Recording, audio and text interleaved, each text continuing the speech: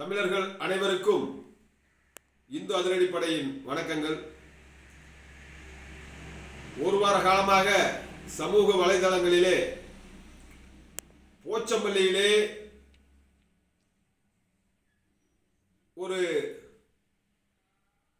Cut out வைத்திருக்கிறார்கள். அந்த cut அவுட்டிலே Tipu Sultan Hindu கோயில்களை காலிலே மிதித்து இருப்பது போல அந்த டிஜிட்டல் கட்டப்பட்டுள்ளது.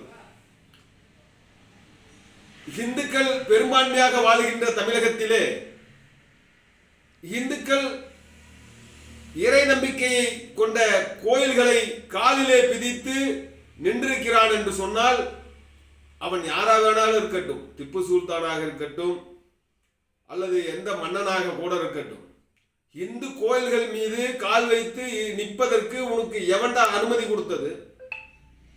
இந்துக்கள் இழிச்சுவாயனாக இருப்பதால் தான் இது போல சம்பவங்கள் நடந்து கொண்டிருக்கிறது.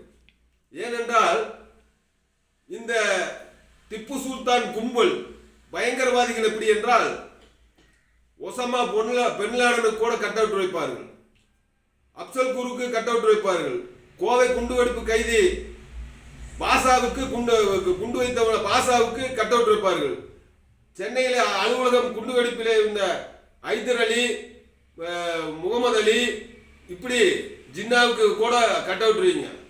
ஏண்டா எங்க நாட்டில் எங்கள் மண்ணை வாழ்ந்து கொண்டு எங்கள் உணவை தின்று கொண்டு எங்களிடம் வணிகம் செய்து கொண்டு நீ திப்பு சுல்தான் வாழ்க என்று கட் அவுட் வைக்கிறார் என்று சொன்னால், அதுவும் இந்து கோயில்களை காலிலே பிடித்து வைக்கிறார் என்று சொன்னால் இதை தமிழக அரசு எப்படி பார்த்து கொண்டிருக்கிறது?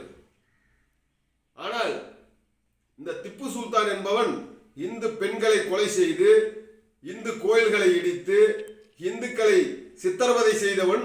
இந்த திப்பு சுல்தான் மைசூர் மன்னனா இருந்திருக்கிறான். மன்னனா அவன் இல்லை, அவங்க அப்பா. அவங்க அப்பாவுக்கு முன்னாடி உடையாறு என்கின்றவர் தான் மைசூருடைய மகாராஜா. அந்த மைசூர் மகாராஜாவிலே அவங்க அப்பா வேலை செஞ்சுட்டு இருந்து அவர் அந்த பதவிக்கு வந்து இப்ப திப்பு சுல்தான் என்பவன் இப்ப இந்து கோயில்களை எல்லாம் இடித்தவனுக்கு கட் அவுட் தமிழ்நாட்டில் வைக்கிறான். இது கேடு கெட்டவன் இந்த கும்பல். இதை தமிழக காவல்துறை அவர் மீது நடவடிக்கை எடுக்கணும். இதே இந்து நாளை காலையில் நான் ஒரு கட் அவுட் வைக்கிறேன், மெக்காவுக்கு சத்ரபதி சிவாஜியோ அல்லது நம்முடைய தீரன் சின்னமலையோ தளபதி சுந்தரலிங்கனாரோ திருப்பூர் குமரனோ வாஞ்சிநாதனோ அந்த மெக்காவுக்கு கீழே காலை வச்சுட்டு இருக்கிற மாதிரி எங்களுடைய மன்னர்கள் அழகு முத்துக்கோள், இப்படி எண்ணற்ற தியாகிகள்.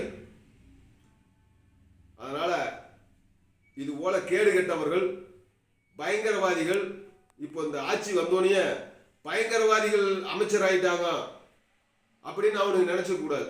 இது தமிழகத்திலே தமிழ் கடவுள் முருகப்பெருமான் அருளாட்சி கூறும் தெய்வீக தமிழகத்திலே நல்லாட்சியை நடத்துங்கள். இது போல பயங்கரவாதிகளுக்கு துணை போகாதீர்கள் என்பதே இந்த அடிப்படையினுடைய நோக்கம். நன்றி, வணக்கம்.